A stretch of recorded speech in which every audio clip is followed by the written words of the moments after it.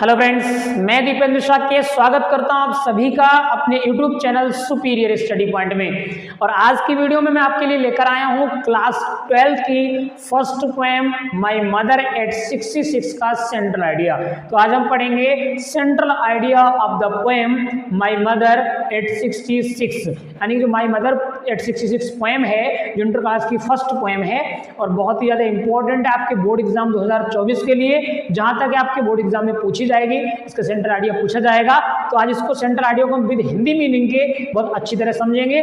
आप लोगों को समझ में आए तो लाइक करें, कमेंट्स करें और वीडियो को शेयर करें, ठीक है। और ना समझ में आए तो कमेंट करके हमें बताएं कौन सा टॉपिक आपको समझ में नहीं आया, मैं उसको भी क्लियर करूंगा, ठीक है। चलिए स्टार्ट करते हैं आज की वीडियो को।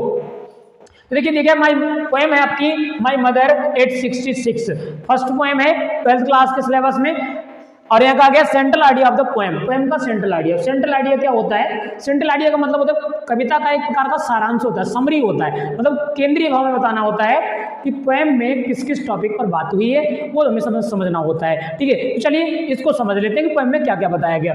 बात करें सेंट्रल आइडिया की तो the poem my mother at 66 has been composed by Kamala Das, यानी कमला दास जो है वो एक इंडियन राइटर है, इंडियन पोएटिस हैं, ठीक है, इंडियन पोएटिस हैं, मतलब कवित्री हैं, लेडीज हैं कमला दास, ठीक है। तो वो दिया गया है the poem my mother at 66, जो पोएम है आपकी my mother at 66 has been composed, रचित है या लिखित है, लिखी गई है इसके द्वारा बाय कमला दास, कमला दास के द्वारा। ये कमला दास हमारी इंडियन पोएट है और अच्छी पोएट रही हैं, पोएटिस रही हैं, ठीक है।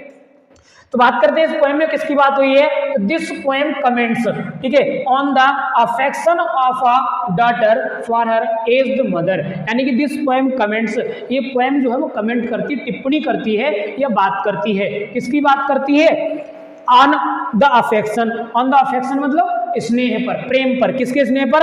ऑफ अ डॉटर, एक पुत्री के, फॉर हर एज्ड मदर, अपनी उम्र दराज माँ के लिए। मतलब कि एक लड़की है जो अपनी माँ से उसका प्रेम दर्शाया गया है कि उसका प्रेम जो है और उसकी माँ का प्रेम जो है वो दर्शाया गया है इस पोएम के अंतर्गत। एक पुत्री का अपनी एज्ड मदर के लिए, एज्ड का मतलब क्या हो गया? जिनकी उम्र दराज माँ है, माँ की काफी उम्र हो चुकी, क्योंकि यहाँ पर पहले पोएम का नाम ही दिया है माय मदर एट 66, यानी माँ की उम्र उस समय कितनी है? 66, 66 वर्ष की हो चुकी है, उस समय की बात है, ठीक है। अब इसमें क्या दर्शाया गया है? एक पुत्री का अपनी एज्ड मतलब वृद्ध माँ के प्रति स्नेह दर्शाया गया है। अब यहाँ कहा गया है मदर, उसके बाद the poetess and her mother are going on in a car. The poetess मतलब जो कवित्री है कौन? कमला दास, कमला दास। कमला दास खुद अपनी माँ की बात कर रही है, किसी और की बात नहीं कर रही, अपनी माँ की बात कर रही है। तो यहाँ पर जो पोएटिस हैं कवित्री एंड हर मदर और उनकी माँ are going in a car, एक कार में जा रही है। कहाँ जा रही है? आपने पोएम पढ़ी होगी, आपको थोड़ा बहुत इसका पता होगा, सेंस नहीं पता तो इस पोएम से पता चल जाएगा क्या क्या हुआ पोएम में,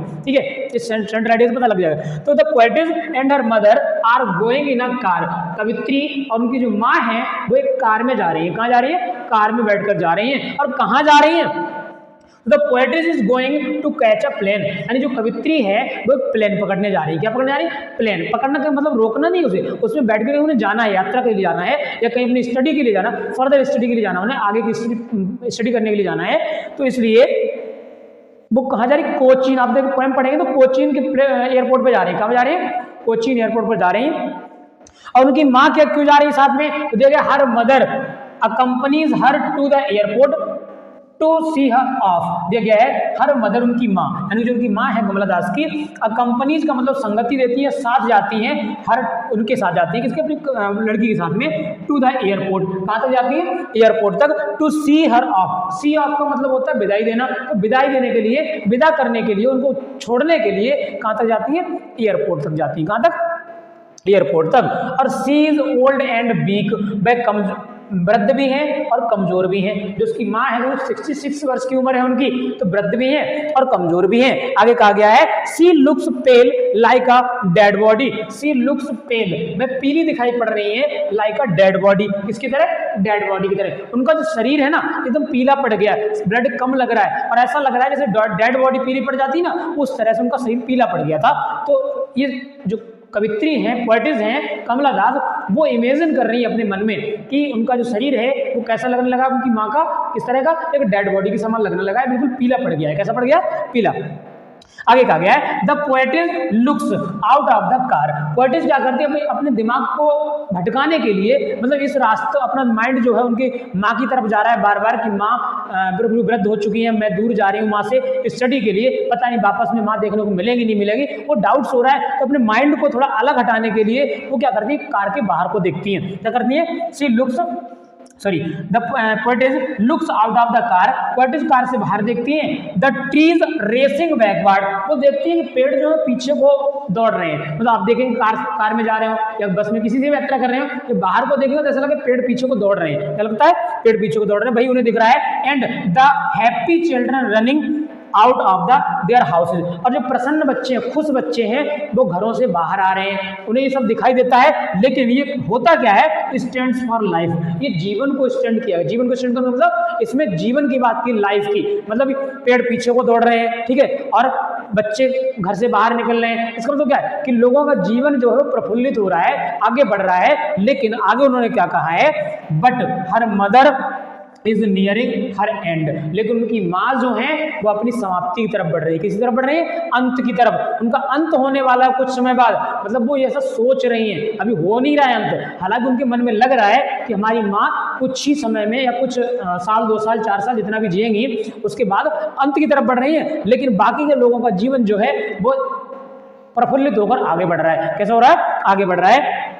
नेक्स्ट आ गया है द पोएट्स डाउट्स इफ, यानी पोएट्स जो हैं, कवित्री हैं कमला दास, डाउट्स, उन्हें संदेह होता है, if she will be able to see her mother again, क्या वो अपनी माँ को दोबारा देखने की योग्य होंगी, मतलब क्या वो अपनी माँ को दोबारा देख पाएंगी। ये उन्हें डाउट होता है इस बात का अपने मन में। जब डाउट होता है तो फिर क्या होता है, द पोएटिस इज सैड, कवित्री दुखी होती है, उस समय कवित्री दुखी है। But tries to cheer up her mother, लेकिन वो अपनी माँ को प्रसन्न करने की कोशिश करती हैं। बट ट्राइज, लेकिन कोशिश करती हैं to cheer up her mother, अपनी माँ को प्रसन्न करने का, खुश करने का एक मतलब कोशिश करती हैं। और सी प्रोमिसेस, वह वचन देती हैं, अपनी माँ को एक वचन देती हैं। कौन सा वचन, to see her mother again, यानी अपनी माँ को दोबारा वो मिलेंगी जल्दी ही। जो सी मीन्स देखना भी होता है और टू सी मीन्स मिलना भी होता है। जब आप किसी से मिलने की बात करेंगे तो ये नहीं कहेंगे आई मीट यू, ठीक है, क्या बोलते सी यू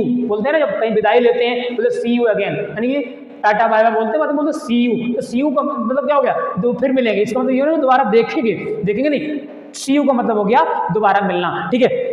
यहाँ पर क्या गया कि she promises to see her mother again, वे अपनी माँ से दोबारा मिलने का प्रॉमिस करती है, वायदा करती हैं। तो ये है आपका पोएम का सेंट्रल आइडिया, माय मदर 866। और पोएम का सेंट्रल आइडिया लिखने के बाद आप लोगों को पोएटिस का नाम डालना है बाई कमला दास। ये एक अच्छा तरीका होता है सेंट्रल आइडिया लिखने का। और अगर आपको सेंट्रल आइडिया ये समझ में आ गया है तो एक बार लाइक करके कमेंट करें और चैनल को सब्सक्राइब करें, जहां तक है जितना हो सके उतना चैनल को शेयर करें, जिससे कि यूपी बोर्ड के सभी स्टूडेंट्स को इन वीडियोस का बेनिफिट मिल सके।